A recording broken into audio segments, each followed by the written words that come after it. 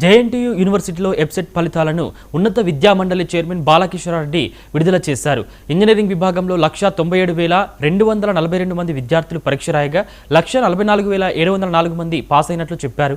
అలాగే agriculture, pharmacy విభాగంలో 84,954 మంది విద్యార్థులు పరీక్ష రాయగా 73,294 మంది విద్యార్థులు పాస్ అయ్యారని వివరించారు. ఉత్తీర్ణత సాధించిన విద్యార్థులను కిష్టారెడ్డి ప్రత్యేకంగా అభినందించారు. కొంత ఈ స్టూడెంట్స్ మొత్తం టోటల్ ఈ యొక్క engineering and pharmacy related things లో ఒకసారి అనాలిసిస్ చేస్తే ఇంజనీరింగ్ స్ట్రీమ్ లో మొత్తం టోటల్ 2,10,766 మంది 2,10,766 పీపుల్ రిజిస్టర్డ్ ఇన్ ఇంజనీరింగ్ అక్కడ.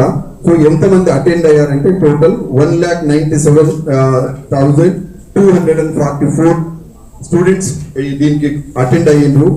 క్వాలిఫై అయిన వాళ్ళు ఎవరంటే 1,44,704. మళ్ళీ చెప్తున్నా 1,44,704 క్వాలిఫైడ్. అంటే పర్సెంటేజ్ ఎంత అంటే 73.36% ఇంజనీరింగ్ లో క్వాలిఫై అయిందండి.